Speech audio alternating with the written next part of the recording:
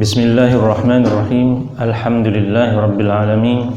Nasta'inuhu wa nastaghfiruh. Wa na'udzu billahi min shururi anfusina wa min sayyiati a'malina. May yahdihillahu fala mudilla lahu wa may yudlilhu fala hadiya lahu. Asyhadu an la ilaha illallah wahdahu la syarika lahu wa asyhadu anna Muhammadan abduhu wa rasuluhu la nabiyya ba'da. Kita akan masuk ayat ke-75 ya. Surat At-Taubah, di mana Allah Subhanahu wa taala berfirman, "A'udzubillahi minasyaitonir rajim. Bismillahirrahmanirrahim. Wa minhum man 'ahadallaha la in atana min fadlihi lanasaddaqanna wa lanakunanna minas salihin." Dan di antara mereka orang-orang munafik itu ada orang yang berjanji kepada Allah, jika saja diberikan kepada kami berupa rizki dari karunia Allah, pasti kami akan bersedekah dan pasti kami akan menjadi orang-orang yang soleh. Di dalam kitab Tafsir As-Sabuni ini dijelaskan ketika menerangkan wa minhum man ahadallah dengan kalimat wa minal munafiqina man a'tallahu ahdahu wa misaqahu. Dan di antara orang munafik itu ada orang yang memberikan janji atau ikrarnya kepada Allah Subhanahu wa taala dengan kalimat atau pernyataan persis seperti ada pada ayat lain atana min fadlihi lanasaddaqanna wa lanakunanna minas salihin. Artinya lain a'tana Allahu min fadlihi wa wasi'a alaina fir rizqi, yaitu jika Allah berikan kepada kami itu karunia-Nya dan diluaskan kepada kami rizki, lanasaddaqanna, maksudnya lanasaddaqanna 'alal fuqara wal masakin, yaitu kami akan bersedekah kepada fakir dan miskin, dan juga orang akan tahu bahwa kami ini termasuk orang yang soleh. Dalam banyak kitab tafsir disebutkan tentang sabab nuzul yang rata-rata merujuk kepada jalur Abdullah bin Abbas, mengatakan bahwa ayat ini ditujukan kepada Sa'labah. Kisah tentang Sa'labah yang terkenal, salah seorang yang hidup di masa Nabi, yang rajin beribadah bersama-sama dengan Nabi, lalu minta kepada Nabi kekayaan. Nabi minta kepada Nabi supaya doakan agar Allah memberi kepadanya rizki berupa kekayaan. Awalnya Nabi menolak, lalu kemudian dia bersumpah. Nah, sumpahnya ini lain atana min fadlihi ini. Di dalam sabab nuzul yang ada pada kitab As-Sabuni ini disebutkan juga bahwa ruwiya anna rajulan yusamma Sa'labah, diriwayatkan bahwa ada seorang lelaki bernama Sa'labah jaa ilan Nabi sallallahu alaihi wasallam, yang datang kepada Nabi SAW.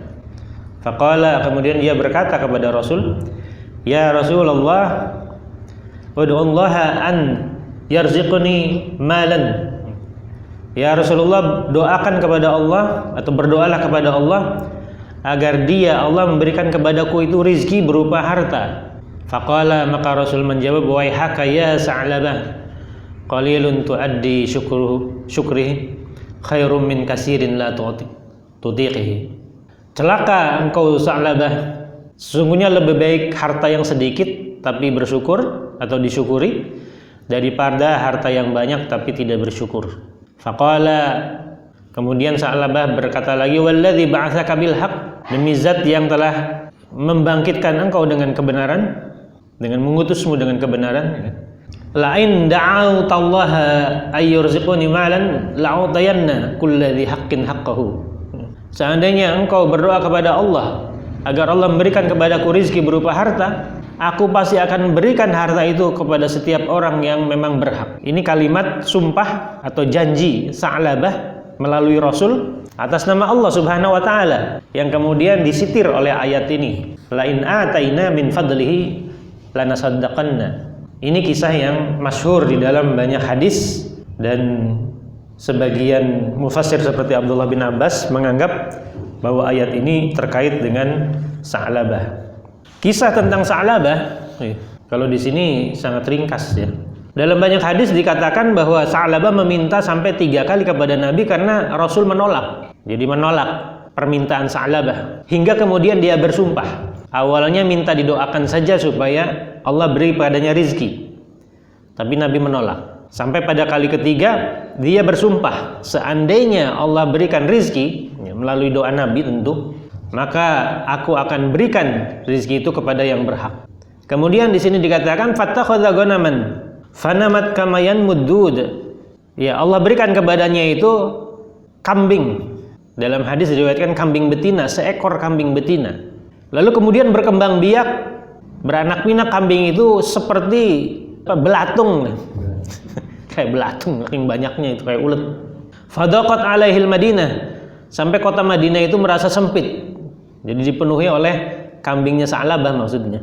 Ya, waktu itu kota Madinah kan kecil, jadi seluas Masjid Nabawi gitu sekarang. Kemudian fatanaha anha fanazala wadiyan min audiyatiha.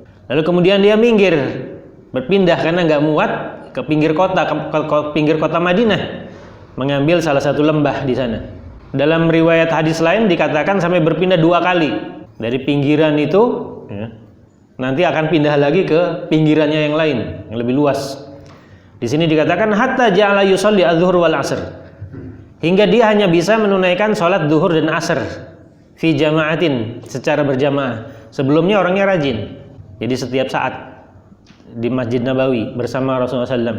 Begitu dapat rezeki kambing yang beranak pinak dengan banyak, dia tidak sempat lagi menunaikan salat kecuali, maksudnya salat berjamaah kecuali zuhur dan asar. Jadi wa yatruku ma siwahuma, dia meninggalkan yang lainnya secara berjamaah. Tsumma namat wa kasurat hatta tarakal jum'ah wal jamaah. Kemudian kambingnya berkembang lagi, bertambah banyak lagi sampai dia meninggalkan sholat Jumat dan sholat jamaahnya. Fasala Rasulullah SAW anhu, pada suatu hari Rasulullah SAW bertanya tentang kondisi Sa'labah karena udah mulai nggak kelihatan, ya, lalu sama sekali nggak kelihatan. Fa akhbiruhu bi khabarihi, kemudian diberitahu kabar tentang Sa'labah kepada Nabi SAW. Faqala, maka Nabi bersabda, ya waiha Sa'labah salasan, celaka Sa'labah, celaka Sa'labah. Beliau mengulang sampai 3 kali. Fa anzalallahu wa minhum man ahadallah. Kemudian turun ayat ini. Di dalam tafsir Imam Ibnu Katsir juga riwayatnya lebih panjang. Jadi ketika diketahui bahwa Sa'labah sudah tidak lagi datang sholat ke masjid dan tidak lagi bahkan Jumatan ke masjid, dia mendapatkan berita tentang Madinah dari orang yang lewat tempat gembalaannya. Gimana kabarnya Nabi? Gimana kabarnya ini? Biasanya dia selalu datang atau hadir 5 kali dalam sehari, ya. Dulu sebelum beternak kambing. Begitu dapat kambing dan beranak pinak dengan sangat banyak, maka dilalaikan waktu-waktu sholat itu sampai waktu Jumat pun dilalaikan. Suatu saat Nabi mengutus 2 orang, ya, utusan kepada Sa'labah dan kepada salah seorang Ansar dari kalangan Bani Salim. Di dalam sebagian tafsir disebutkan lelaki dari Bani Salim, orang Ansar, mendatangi Sa'labah dan lelaki Bani Salim. Mengapa diutus? Karena ada firman Allah di dalam Al-Quran surat At-Taubah 103, khudh min amwalihim sadaqah, ambil dari mereka itu harta berupa zakat atau sedekah. Jadi ada kewajiban zakat. Nabi memerintahkan amilnya itu mendatangi Sa'labah seraya membuat surat, ya. Dikirimkan surat dari Nabi khusus untuk Sa'labah melalui 2 orang tadi itu amil, untuk mendatangi Sa'labah dan mendatangi salah seorang Bani Salim, orang yang kaya gitu. Kemudian mereka berdua berangkat dan mendatangi Sa'labah meminta harta zakatnya. Maka jawaban Sa'labah, ini adalah jizyah. Ini adalah jizyah. Maksudnya jizyah sesuatu yang diambil sebagai bentuk kehinaan, ya. Karena jizyah itu bentuk kehinaan dari orang kafir, kan, orang kafir dzimmi. Karena kewajiban zakat baru muncul. Jadi sebelumnya kaum muslim hanya mengenal harta-harta berdasarkan implikasi dari peperangan. Jadi harta ghanimah, fai segala macam termasuk jizyah. Zakat belum diwajibkan. Begitu turun ayat khudh min amwalihim shadaqah, Nabi mengutus 2 orang itu kepada Sa'labah. Barulah dikenal zakat, harta zakat atau sedekah. Maka Sa'labah mengatakan ini jizyah, karena dia tidak mengenal tentang harta zakat atau kewajiban zakat dari ayat yang diturunkan barusan. Lalu dia mengatakan, kalian berdua ambil saja kepada muzaki yang lain dulu, nanti sebelum pulang ke Madinah kesini lagi. Akhirnya 2 orang itu mendatangi lelaki Bani Salim, dan dari Bani Salim itu ini lelaki yang soleh. Jadi punya kambing juga, dipilihkan kambing-kambing yang bagus untuk dikeluarkan zakatnya. Kata 2 orang ini, engkau tidak perlu mengambil atau memilih kambing yang bagus, pilih saja yang pertengahan. Kata orang ini, aku ingin memberikan yang terbaik. Karena ini adalah harta Allah Subhanahu wa taala. Akhir-akhirnya dua orang ini mendapatkan zakat yang terbaik dari lelaki Bani Salim. Lalu sebelum pulang dia mampir lagi ke tempat Sa'labah. Ditunjukkan surat dari Nabi. Dia mengatakan lagi, ya ini adalah jizyah. Aku akan fikirkan nanti. Kalian berdua pulang saja dulu. Nah, sampai kemudian dua orang ini kembali kepada Rasulullah SAW dan melaporkan apa yang mereka lakukan, termasuk kejadian yang pertemuan mereka berdua dengan Sa'labah. Ya, Nabi mengatakan itu tadi, ya wahai Sa'labah, ya wahai Sa'labah, celaka Sa'labah, celaka Sa'labah. Kemudian salah satu kerabat dari Sa'labah yang juga sering hadir di majelis Nabi, begitu Nabi mengatakan celaka Sa'labah, dan juga mengetahui bahwa telah diturunkan ayat tentang zakat, pergi ke tempat Sa'labah, memberitahu bahwa Nabi telah mengatakan begini dan begini tentang Sa'labah. Baru dia sadar Sa'labah ini. Lalu kemudian datang kepada Nabi sambil membawa harta zakatnya. Tapi Nabi SAW menolaknya. Jadi menolaknya. Setelah Nabi wafat di zaman Khalifah Abu Bakar, datang lagi Sa'labah untuk memberikan zakatnya kepada Khalifah Abu Bakar. Tapi Abu Bakar mengatakan, Rasul sudah menolak. Allah dan Rasulnya menolak, aku pun menolak. Abu Bakar wafat, datang masa Umar. Umar juga menolak. Umar meninggal kemudian digantikan oleh Utsman. Utsman juga menolak dengan kalimat yang persis dikatakan oleh Abu Bakar Siddiq, oleh Rasulullah SAW. Dan dia meninggal pada zaman pemerintahan Utsman bin Affan, Sa'labah. Jadi kisah tentang Sa'labah seperti itu.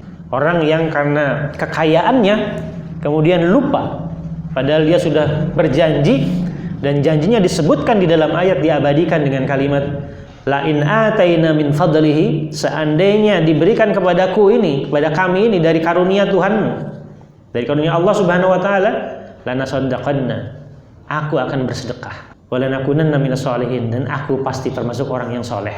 Kan biasanya kita sering berjanji, bahkan kita sering berdoa, ya Allah berikan rezeki yang luas, nanti saya mau bangun masjid, pondok pesantren, yatim piatu segala macam, bisa absen. Ya boleh saja. Tapi kata Rasulullah tadi kepada Sa'labah, kalimat yang menarik itu, qalilun tuaddi syukri khairum min katsiri la tutiqi. Jadi harta yang sedikit itu tapi disyukuri itu jauh lebih baik daripada harta yang banyak tapi tidak disyukuri. Bentuk syukur itu adalah ketaatan kepada Allah berupa dikeluarkannya zakat.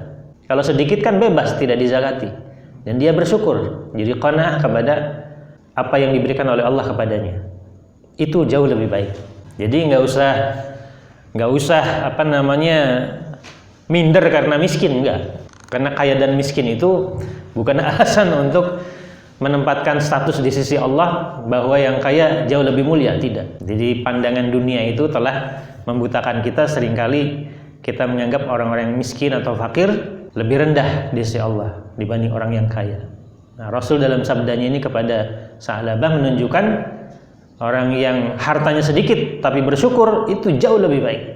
Karena berapa banyak orang yang berharta banyak tapi tidak bersyukur. Dia bisa membeli puluhan atau ratusan miliar hal-hal yang tidak ada faedahnya, tapi naik haji atau umroh nggak sanggup. Bisa traveling keliling dunia berbulan-bulan, bertahun-tahun, tapi ke haji atau ke Baitullah, berziarah ke Baitullah nggak sanggup. Banyak orang yang memamerkan 2 tahun lalu rekeningnya kan, pamerkan.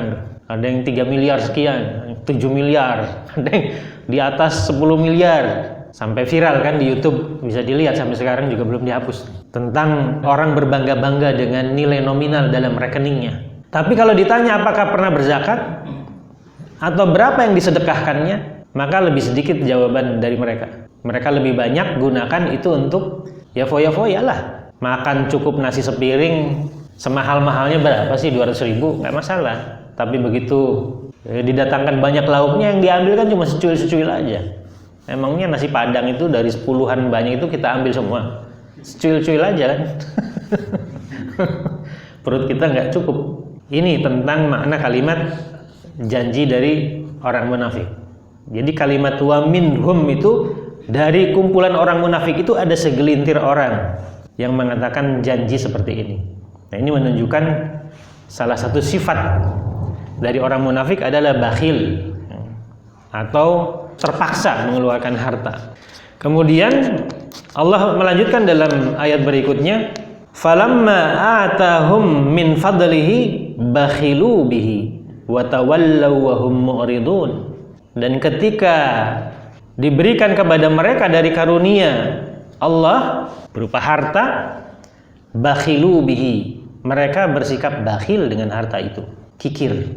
Wa tawallaw, lalu mereka berpaling, wa hum mu'ridun, dan mereka membelakangi, maksudnya membelakangi ketaatan kepada Allah atau kebenaran.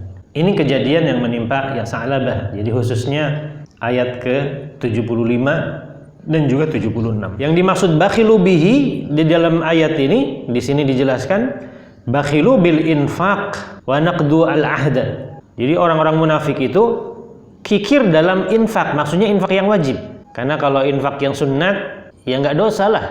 Dia kikir dalam perkara sunat. Karena tidak ditunaikan, tidak dihitung dosa. Sementara yang wajib baru dosa. Jadi maksud bil infak di sini ya zakat atau infak wajib, atau juga bisa nafkah keluarga yang harusnya diberikan tidak layak padahal dia kaya, tapi hanya diberikan kepada istri itu jatah 50.000 padahal anaknya 10, sementara dia kaya. Dan selain bakhil, di dalam kisah Sa'labah dapat ditunjukkan naqidu al-ahd, yaitu melanggar janji. Itu kan sifat munafik. Idza wa'ada ahlafa, kan itu.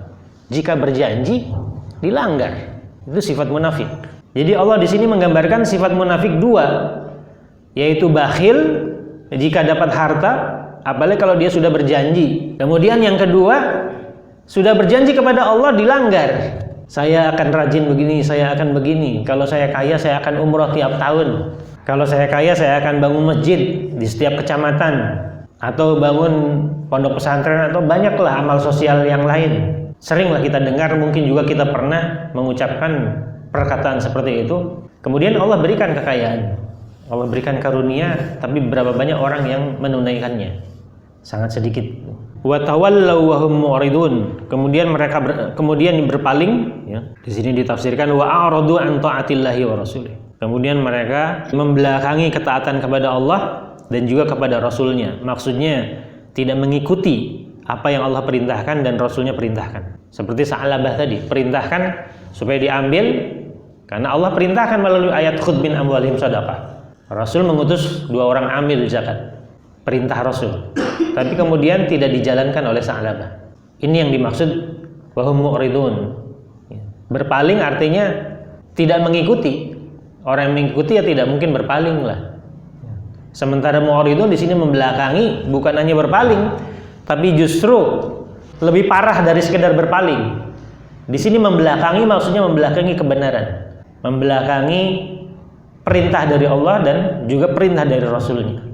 Dia bukan hanya menolak, tapi juga melontarkan kalimat-kalimat yang menunjukkan bahwa itu adalah hartanya, tidak layak diberikan kepada orang yang tidak ikut mengusahakan. Jadi kalimat ini adalah jizyah, itu adalah kalimat-kalimat yang menunjukkan ketidaklayakan ucapan dari seorang muslim. Karena apa yang Allah perintahkan berupa kewajiban zakat bukan untuk Allah hakikatnya, untuk fakir miskin. Allah sudah maha kaya, tidak perlu sesuatu dari makhluk. Begitu juga Rasulullah kan. Rasulullah kan tidak akan menerima harta dari bagian infak atau sedekah zakat. Karena Nabi tidak akan mengambilnya dari situ.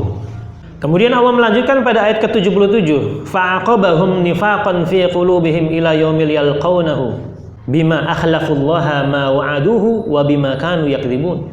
Fa'aqabahum nifaqan fi qulubihim. Maka kemudian Allah tanamkan di dalam hati-hati mereka itu nifaq, kemunafikan, yang terus ada atau bersemayam ila yaumil yalqawnahu, sampai hari mereka berjumpa dengan Allah. Bima akhlafullaha ma wa'aduhu wa bima kanu yakdzibun. Mengapa Allah tanamkan kemunafikan dalam hati mereka, orang-orang munafik itu? Karena disebabkan akhlafullaha, mereka menyelisihi Allah. Ma wa'aduhu, atas apa yang mereka janjikan kepada Allah. Wa bima kanu yakdzibun, dan disebabkan juga mereka telah berbohong.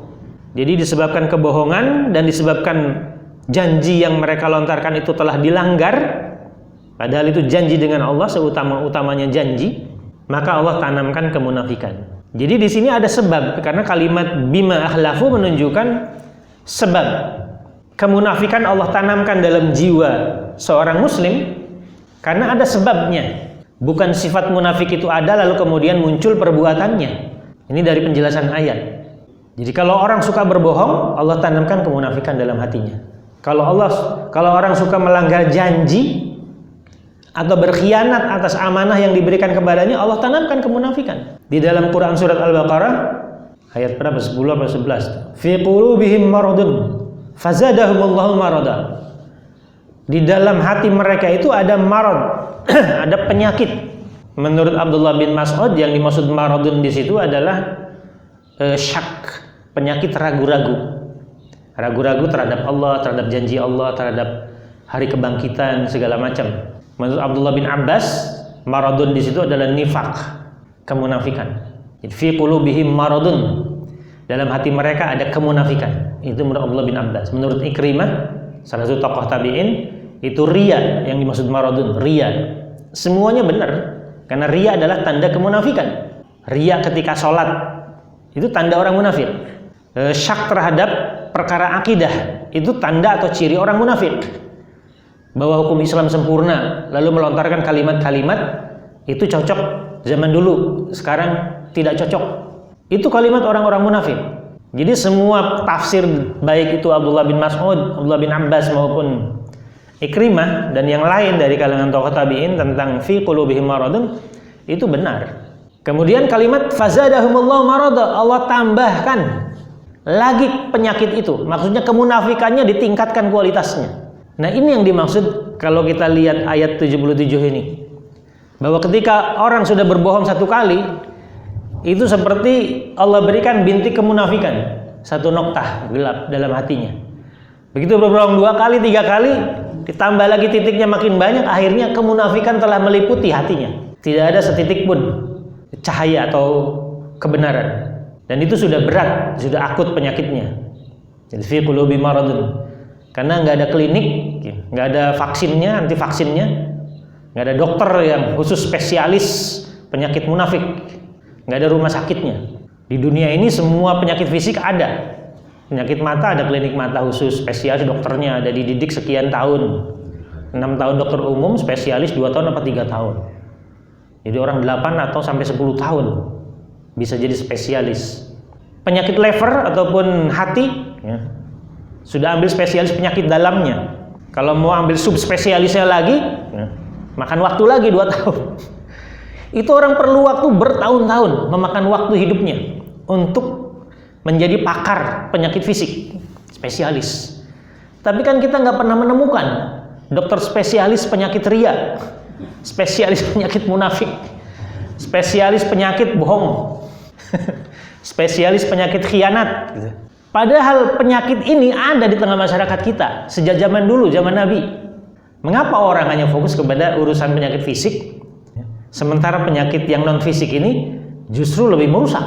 Kenapa merusak? Karena kalau kita lihat surat Al-Baqarah itu lanjutan dari fi qulubihim maradun fazadahum marada. Kemudian apa tuh lanjutannya? Wa idza qila lahum la tufsidu fil ardi, kan gitu. Dan jika dikatakan kepada mereka orang munafik, la tufsidu fil ardi, jangan kamu merusak dunia. Qalu innama nahnu muslihun. Mereka jawab, kami ini orang-orang yang bagus, yang baik, reformatif. Apa yang dimaksud la tufsidu fil ardi? La tufsidu fil ardi dalam kitab tafsir mengutip pendapat Abdullah bin Abbas, la tufsidu fil ardi adalah al-fasad. Di situ yang dimaksud perusak adalah al-kufru wal amalu bil ma'asi, kekafiran dan amal maksiat. Jadi bukan kerusakan bentuknya fisik, tapi bentuk pemikiran, keyakinan dan perbuatan maksiat, perbuatan dosa. Jadi orang munafik ini membuat peraturan yang mensupport kemaksiatan misalnya. Maka Allah melarangnya dengan kalimat wa idza qila lahum la tufsidu fil ardi. Jangan kamu buat peraturan yang merusak, yang mensupport pornografi, porno aksi, yang mensupport kebebasan, yang mensupport pelanggaran terhadap hukum syariat. Begitu juga yang menebarkan kekafiran, menebarkan keharaman. Itu semua yang dimaksud la tufsidu fil ardi. Jadi bukan la tufsidu fil ardi itu Jangan menebang pohon di hutan-hutan, walaupun itu dilarang, tapi ayatnya lain lagi. Konteks ayat di dalam Al-Quran surat Al-Baqarah ayat 11 dan ayat berikutnya ke bawah itu konteks perbuatan orang-orang munafik yang semuanya terkait dengan ideologi, keyakinan, pemikiran, perbuatan. Nah, di sini sama. Jadi setiap perbuatan munafik itu dicatat dan diumpamakan seperti noktah di dalam hati mereka, hitam. Begitu melakukan perbuatan maksiat lagi, hitam lagi. Atau perbuatan munafik lain, hitam lagi, sampai kemudian jadi penyakit. Dan penyakit itu fazadahumullahu marada, Allah tambahkan. Begitu dia berbuat munafik lagi, Allah tambahkan. Persis noktah-noktah hitam itu ditambah terus sampai gelap. Dan kalau sudah gelap, ya sudah tertutup. Jadi sudah apa istilahnya, penyakit lever aja kalau sudah keras sirosis 90% sudah berat. Jadi harus dicangkok, dipotong hatinya yang rusak, dicangkok oleh orang yang golongan darahnya sama. Biayanya paling murah itu 2 miliar. Itu kalau operasi di India. Kalau di Singapura operasinya aja 4 miliar. Jadi belum perawatannya. Karena berbulan-bulan itu rehabilitasinya. Dan harus makan obat seumur hidup. Itu baru urusan hati secara fisik. Lah kalau munafik ini seumur hidup lebih berat lagi. Sudah nggak ada dokter, nggak ada klinik, nggak ada obatnya. Kemudian orang tidak sadar bahwa dia sakit. Akibatnya apa? Kalau orang tidak sadar dia sakit, ya semaunya lah. Kan makan semaunya, pola hidup semaunya kan, orang tidak sakit itu merasa sehat. Maka orang munafik menganggap perbuatannya itu benar. Nah, ini yang semakin menambah dosa dan semakin menambah hitam. Fazadahumullahu marada. Jadi ini yang Allah nyatakan fa'aqabahum, di situ maksudnya ja'alallahu akibatahum rusukhun nifaq. Jadi Allah jadikan akibat dari perbuatan dia yang munafik itu, hati mereka itu dibenamkan oleh Allah sifat munafik. Walaupun kemunafikan itu bukan gen. Karena kalau gen munafik itu turunan, maka anaknya Abdullah bin Ubay itu jadi orang munafik yang bernama Humam bin Abdullah, lalu diganti oleh Rasul dengan nama Abdullah bin Ubay. Jadi kalau gen sifat munafik itu, tapi nyatanya kan bukan gen. Karena sahabat Nabi yang bernama Abdullah bin Ubay, anaknya gembong munafik, tidak sama seperti bapaknya. Berarti munafik ini karena bukan gen, bukan sifat bawaan, ini terpengaruh oleh lingkungan dan perbuatan dia sendiri. Yang kemudian Allah sematkan di dalam hati mereka itu sifat tadi. Itu artinya bisa disembuhkan. Selama itu bukan genetik, itu bisa disembuhkan. Jadi asalkan dia mau bertobat dan berusaha untuk memperbaiki dirinya. Kemudian kalimat ila yaumi liqa'illahi, yaitu kalimat ila yaumi yalqaunahu. Di dalam tafsir ini ditafsirkan ila yaumi liqa'illah, sampai pada hari berjumpa dengan Allah. Maksudnya bisa hari kematian, bisa hari akhir nanti. Pada saat dia dibangkitkan, dia akan membawa sifat munafik itu dan akan mempertanggungjawabkannya di sisi Allah Subhanahu wa taala. Jadi jangan dikira orang-orang yang menebarkan perbuatan maksiat yang menjadi ciri kemunafikan walaupun mereka muslim, dan orang-orang yang ragu-ragu terhadap Allah Subhanahu wa taala dan apa yang Allah ciptakan, maka semua itu akan diminta pertanggungjawaban nanti di hari akhir. Setiap coretan kita aja diminta tanggung jawab, apalagi mereka yang melakukan dengan sungguh-sungguh. Saya kira itu untuk tafsir ayat ke-77. Karena kalimat bima ahlafullaha ma wa'aduhu wa bima kanu yakdzibun itu sudah jelas bahwa disebabkan sifat munafik itu akan dimunculkan oleh Allah, disebabkan karena mereka telah menyelisihi Allah atas janji yang mereka sudah berikan kepada Allah, dan juga atas kebohongan. Wa bima kanu yakdzibun.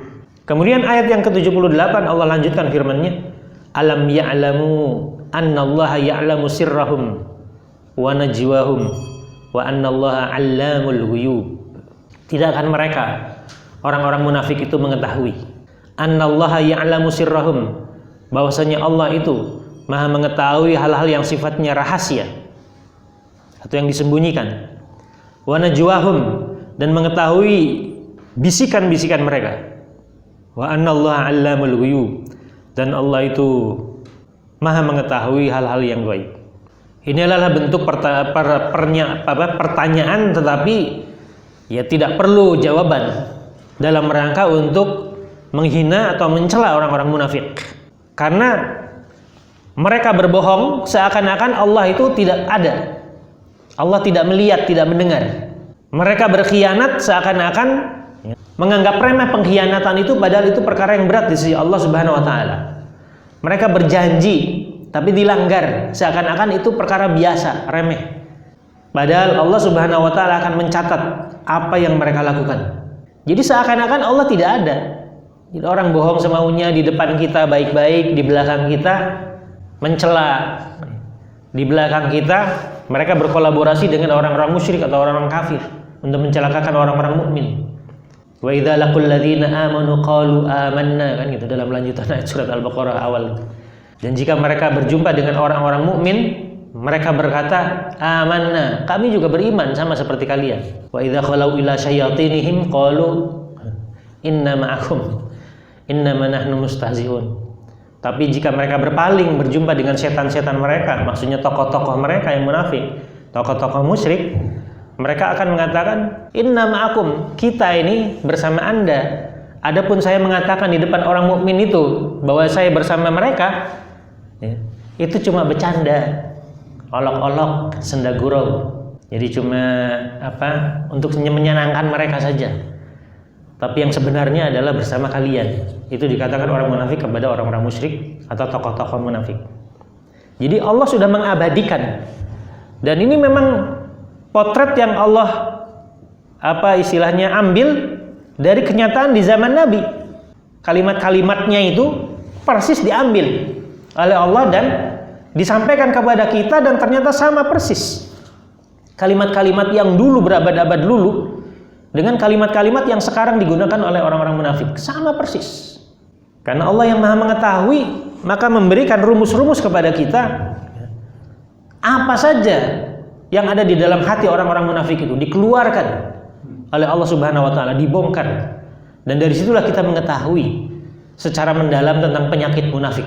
Kaum yang paling mengerti tentang kemunafikan itu adalah kaum muslim. Jadi pakarnya. Karena dalam Al-Qur'an tentang munafik ini bukan cuma dijelaskan sekali dua kali, 10-20 ayat, banyak ayat tersebar luas dalam banyak surat Al-Qur'anul Karim. Nah, kita di sini juga mengkaji pada surat At-Taubah ini sifat-sifat tadi. Jadi Allah di sini mengajak kepada orang-orang munafik untuk berpikir, alam ya'lamu, apakah mereka orang-orang munafik tahu apa tidak sih bahwasanya Allah itu Maha mengetahui hal-hal yang rahasia dan juga bisikan-bisikan mereka. Walaupun mereka sembunyikan dari manusia, tapi kan Allah Maha mengetahui, Maha melihat.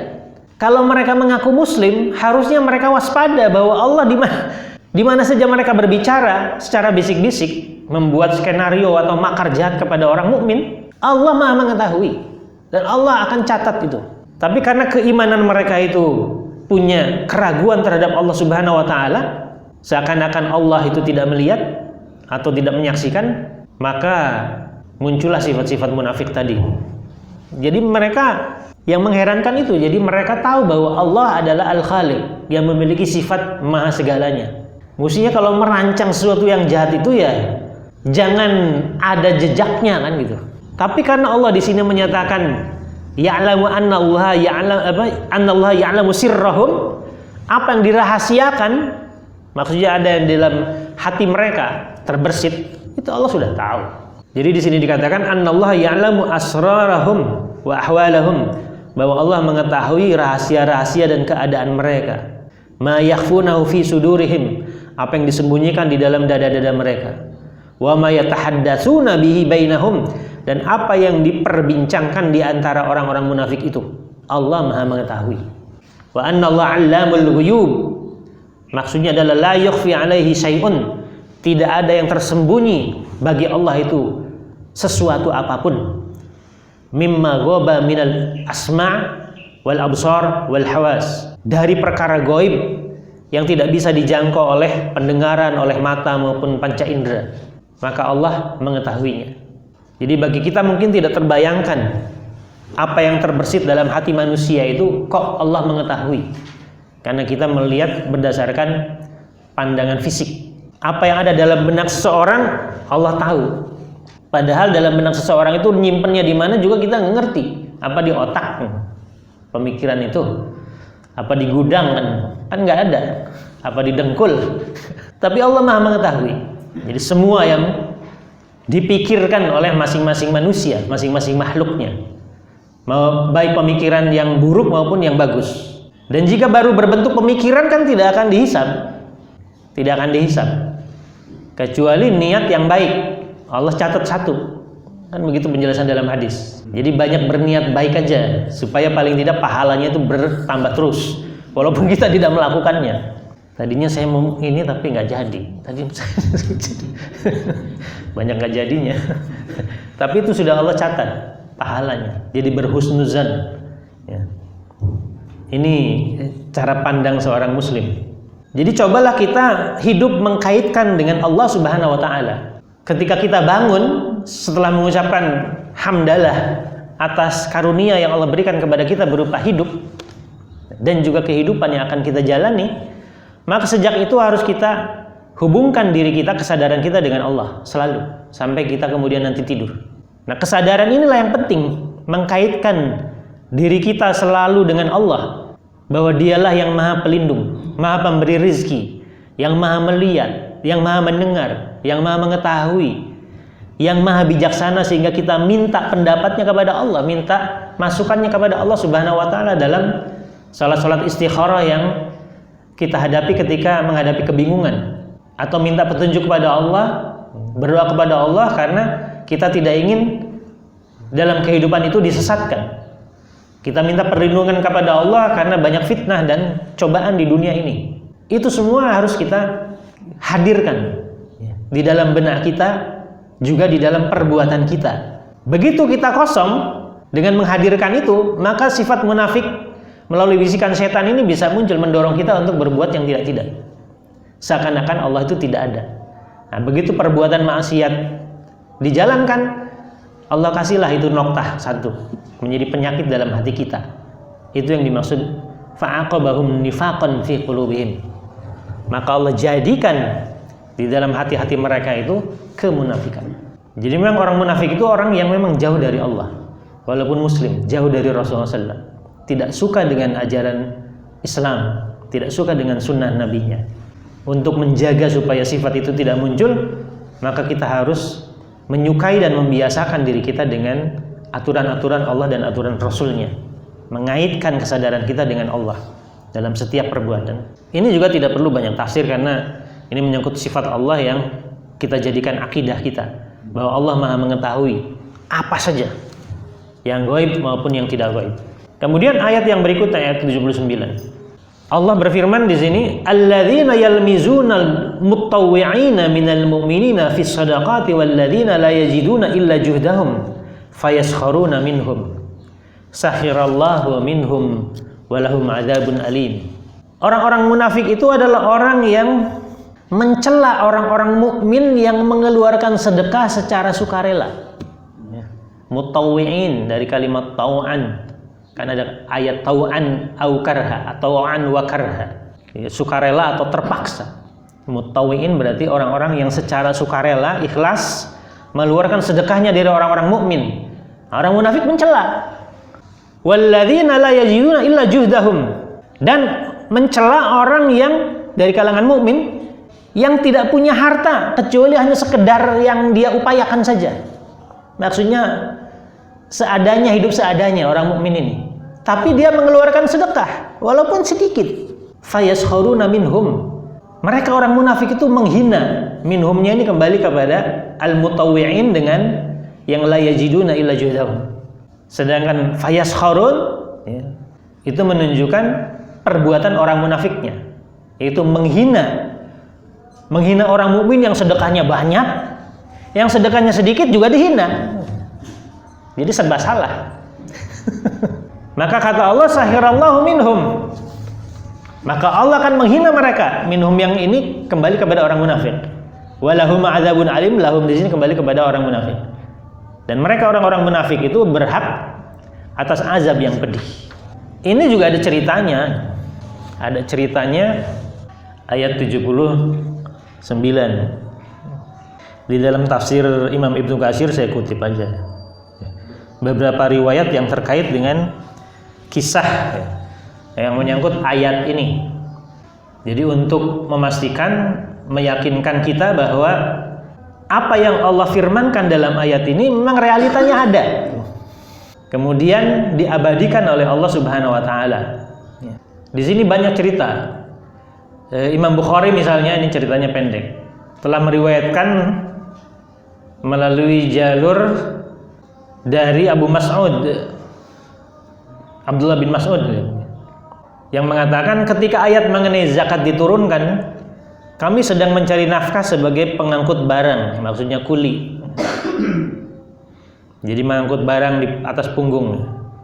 Lalu datang seorang lelaki menyerahkan sedekahnya dalam jumlah yang banyak.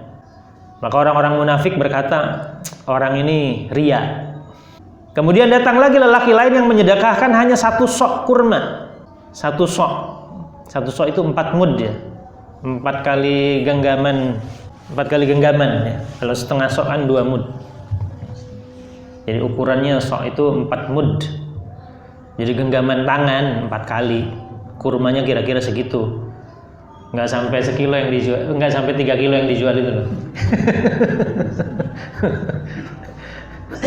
Jadi sedikit, kalau orang di Madinah kan memang makanan pokoknya kurma. Kalau di sini kan banyak segitu itu. Karena nggak ada yang tumbuh kurma di sini kecuali sedikit di beberapa daerah aja. Jadi orang yang memberi sedikit ini dikomentari juga oleh orang munafik dengan kalimat, sungguhnya Allah Maha Kaya dari sedekah orang ini. Lalu turun surat At-Taubah ayat 79. Itu menurut versi Imam Bukhari. Kemudian ini sebagian riwayat saja saya ingin. Jadi ini ceritanya sedekah ini, maksudnya sedekah dalam kalimat ayat 79 ini. Itu sedekah ketika menjelang perang Tabuk, keberangkatan. Kan Nabi mendorong kaum muslim untuk mengeluarkan bersedekah untuk logistik, untuk perjalanan menuju Tabuk. Berapapun dari kaum muslim Rasul terima, sedikit atau banyak. Maka para sahabat kan berlomba-lomba untuk bersedekah. Nah, orang munafik ini komentatornya gitu. Nah, Ibnu Ishaq di sini, Ibnu Ishaq seorang sejarawan mengatakan bahwa di antara orang-orang mukmin yang mengeluarkan sedekahnya secara sukarela adalah Abdurrahman bin Auf. Ia menyedekahkan sebanyak 4.000 dirham. Jadi jumlah yang besar. Kisahnya berawal ketika Rasulullah SAW menganjurkannya untuk bersedekah. Maka Abdurrahman bin Auf berdiri lalu menyedekahkan 4.000 dirham. Lalu bangkit pula Asim bin Adi menyedekahkan 100 wasek kurma. Ini jumlah yang banyak, volume yang banyak. Tetapi orang-orang munafik mencela keduanya dengan mengatakan, ini hanya pamer, ini hanya ria. Ada juga orang yang disebut di dalam ayat la yajiduna illa judahum. Dia tidak mendapati pada dirinya kecuali apa yang dia upayakan aja sewajarnya. Kata Ibnu Ishaq, di antara mereka yang menyedekahkan hasil jerih payahnya adalah seperti Abu Uqail, yang datang hanya dengan membawa 1 sok kurma. 1 sok kurma 4 genggam. Lalu menuangkannya kepada harta kumpulan itu yang dikumpulkan oleh Nabi. Maka orang-orang munafik mentertawakannya, lalu mereka berkata, sungguhnya Allah benar-benar tidak memerlukan 1 sok. Jadi Allah Maha Kaya. Sebagian riwayat mengatakan, apa yang bisa dilakukan oleh 1 sok kurma? Apa faedahnya? Jadi mereka mencela. Persis di sini waktu ada sedekah untuk kapal selam itu loh, Nenggala yang tenggelam.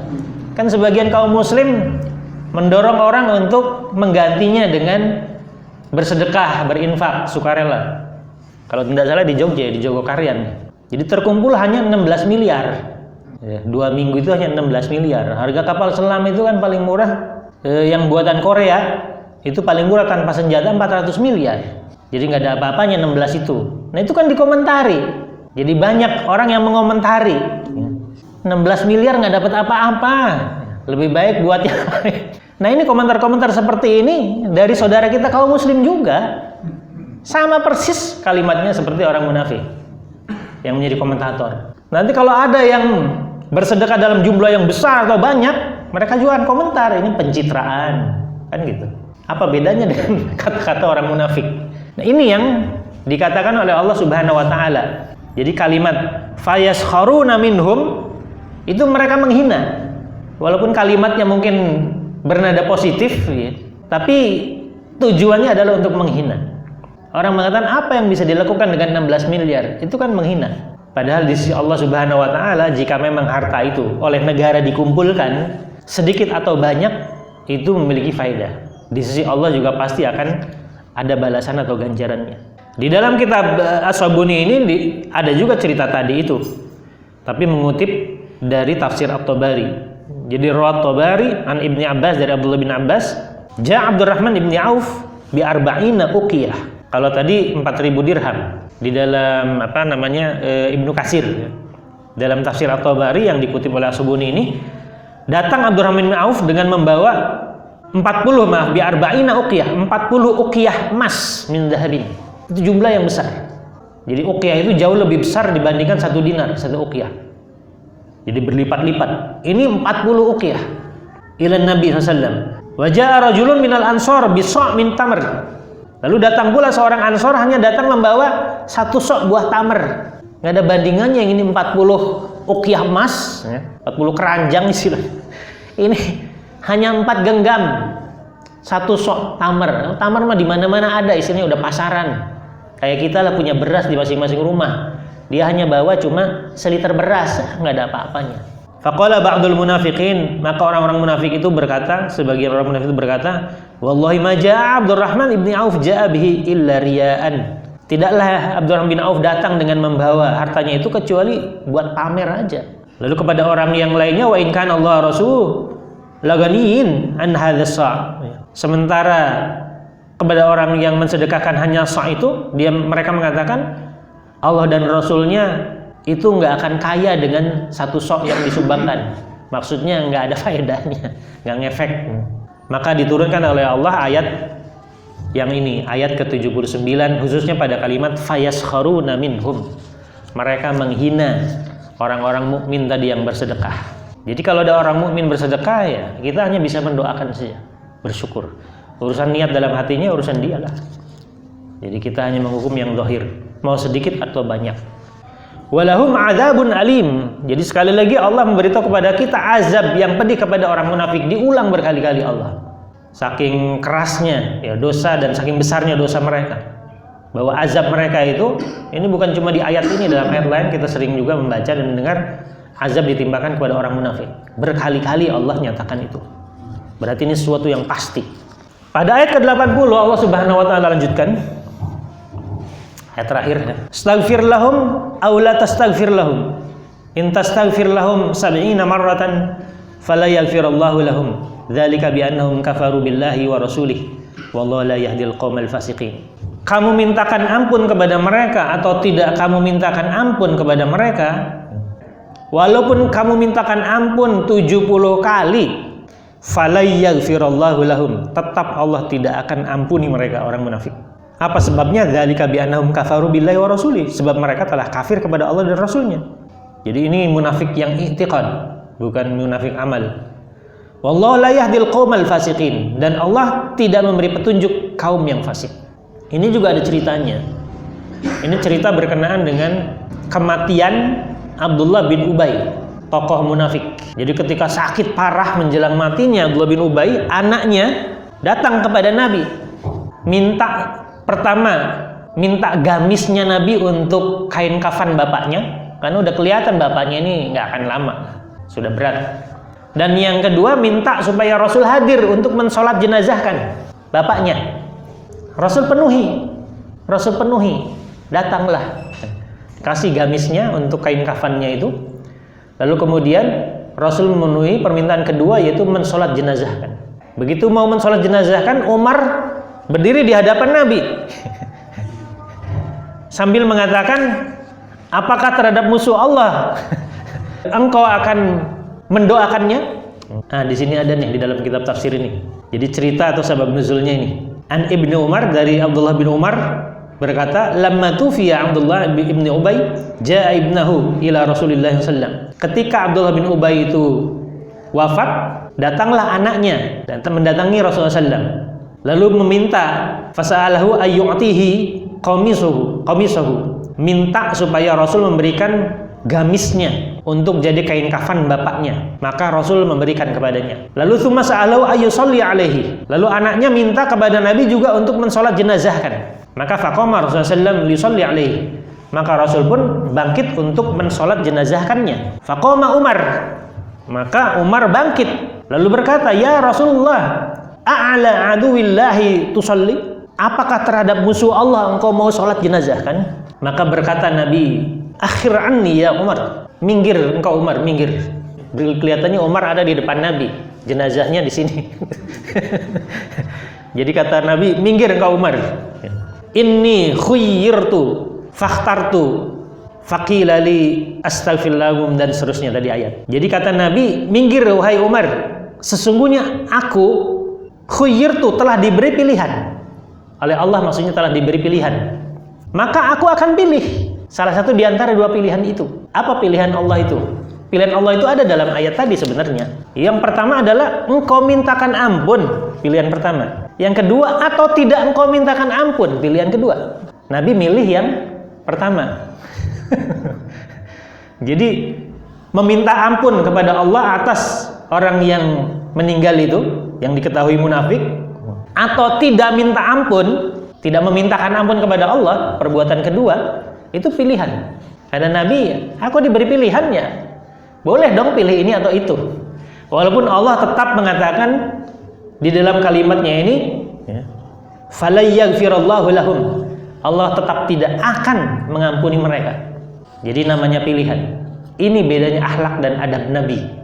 Adab Nabi itu terhadap siapa saja yang mengaku muslim secara zahir, maka semuanya berhusnuzon.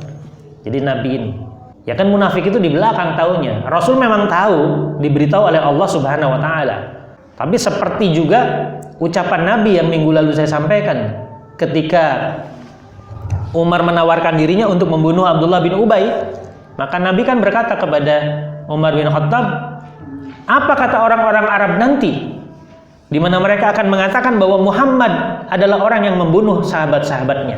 Jadi beliau menghindar untuk membunuh orang-orang munafik yang secara zahir di hadapan Nabi itu memang baik. Secara zahir. Ini memang menjadi topik yang diperdebatkan oleh para fuqaha, para mufassirin, di mana mereka banyak pendapat. Jadi ada yang mengambil pendapat tidak boleh dibunuh orang munafik itu. Ada yang mengatakan tidak boleh dibunuh pada zaman Nabi. Setelah zaman Nabi boleh. Ada yang mengatakan kalau mengangkat senjata, ya, orang munafik itu ikut separatis, bunuh. Itu tafsir dari ayat 73 yang sudah kita singgung, jahidil kuffar wal munafiqina, kan gitu. Berjihadlah kalian menghadapi orang kafir dan orang munafik. Jadi jihad kepada orang kafir bisaif dengan pedang, jihad kepada orang munafik bil lisan, dengan lisan. Itu salah satu penafsiran yang kita sudah singgung minggu lalu. Kemudian di antara mereka juga ada yang berpendapat ya orang munafik itu tetap harus dihukum. Bahkan kalaupun mereka bertaubat, tidak diterima taubatnya. Mengambil ayat yang 2 minggu lalu kita sudah singgung. Jadi laqad kafartum ba'da imanikum, itu sudah kita singgung 2 minggu lalu.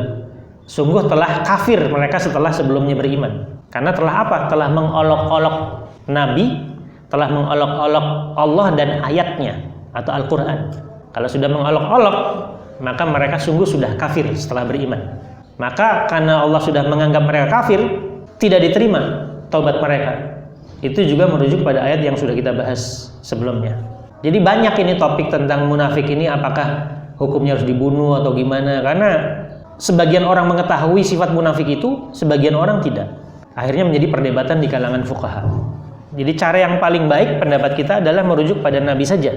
Di zaman Nabi, hanya orang munafik yang mengangkat senjata atau melontarkan kata kalimat kafir didengar oleh 2 orang saksi dan bisa diadukan ke pengadilan, maka dia bisa dihukumi. Bisa dihukumi murtad, disuruh dia bertobat, atau disuruh dia kembali ke pangkuan kalau dia separatis, bergabung dengan kelompok separatis. Karena orang munafik ini orang yang tidak diketahui banyaklah tentang kejahatan atau keburukannya sesuai dengan definisinya, kan gitu. Jadi israrus syarr, mereka menyembunyikan keburukan. Wa idharul khair, dan mereka menampakkan kebaikan. Itu kan munafik begitu definisinya. Nah, Rasul mengatakan kepada Umar, ya, aku diberi pilihan, maka aku akan pilih. Dalam hadis lain dikatakan, walaupun Allah di sini menyatakan 70 kali, ya, sab'ina marrah, 70 kali, maka aku akan lakukan 71 kali. Karena siapa tahu. Maksudnya Rasul berdoa, ya, jauh lebih banyak dari yang disebut oleh Allah Subhanahu wa taala untuk menunjukkan adab atau etika kepada kaum muslim, mengajarkan adabnya. Jadi untuk berdoa itu jangan dibatasi.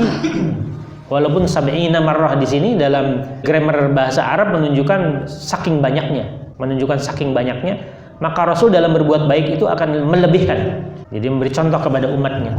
Sebelum kemudian diturunkan oleh Allah ayat lain yang nanti juga kita akan bahas di surat At-Taubah ini, yaitu larangan Nabi untuk mensolat jenazahkan.